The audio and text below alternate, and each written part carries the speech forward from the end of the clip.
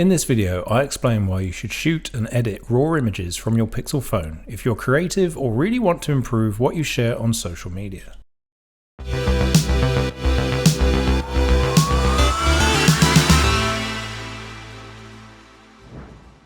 The Pixel 6 and Pixel 6 Pro already feature very highly rated camera hardware for photography. However, the phone also has a little known or used feature enabling you to shoot in RAW format. In my previous video, I explained how the new technological improvements of the Pixel 6 phones automatically assist you so you can take better quality photos and videos. However, if you want to take more control over your device, shooting in RAW format will give you the power to explore creating even more compelling visual content. The most powerful reason for shooting in RAW format is that it enables you to adjust an image as if you were going back in time to the point of capture, no matter how long ago you took the photograph.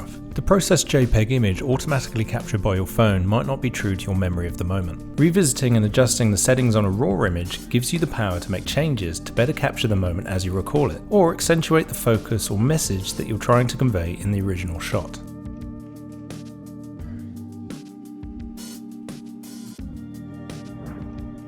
So what is RAW format? The definition from Wikipedia gives us a great explanation. Essentially, under normal out-of-the-box operation, your modern mobile phone will use a number of processes on a photo and then export a final image, such as a JPEG. The image you see uses a combination of hardware and software technology designed by the manufacturer. The output is an image set to a standard the manufacturer thinks is most acceptable and pleasing to the average end user. This will include making predetermined choices on the exposure, white balance, contrast, hue, and much more. When you shoot in RAW format, almost all, if not all, the processing is removed and the camera sensor captures the raw information at the moment you hit the shutter button and stores it in a file on your device. The RAW files are much bigger than JPEG in terms of size because of the extra data being stored. A RAW file will store all of the light and color information at the point of capture for you to access later.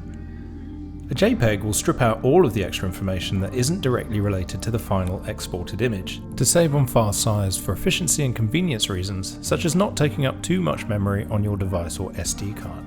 The benefit of having extra information is that you now have the power to use an app or software to manually adjust all the parameters of the image to suit your personal preferences. You can still manipulate and add filters and adjustments to a JPEG, but you'll already be starting with the predetermined processing. Plus, what you'll notice on closer inspection is that the fidelity and the details of the image start to break down. This isn't such an issue if you're only interested in minor tweaks for your snaps on social media. However, if you want to get more creative with an image you've captured, shooting in RAW gives you the ability to adjust images to a much larger degree. With a RAW image, you can now adjust innumerable settings to your exact preferences, producing images that can get closer to photographs taken on more expensive DSLR and mirrorless cameras. To make adjustments to your RAW pictures, you'll need special software on your computer or specialized apps on your mobile phone. There are a number of apps on the market that enable you to shoot and edit RAW photos on the app stores. For this video, I opted to experiment with both Snapseed and Lightroom. And in the end, I found myself using Lightroom more because of the app and desktop program interoperability for saving and sharing images. Any images you adjust on your phone are automatically shared to Lightroom on your computer and vice versa. While both apps have very similar suite of controls to adjust every facet of an image, the Lightroom app also includes its own camera functions too, so you can further refine your photography. The controls are very similar to high-end cameras, which is great for enthusiasts. Ultimately, editing RAW images is a subjective process. Shooting and using RAW doesn't guarantee your pictures are going to be much better than simply letting the phone make choices for you. You will need to spend time mastering editing software and apps to get the most out of the RAW files, which isn't for everyone. If you're at the point of wanting to explore more creative photography, it's recommended you turn on the option in the camera app and have fun playing with your photos. You might just find you're pleased with the results. The good news is the Pixel 6 and the Pixel 6 Pro in RAW photography mode will save both JPEGs and RAW images. You'll always have the choice to use the JPEGs you're already happy with or start adjusting the RAW files of the same image.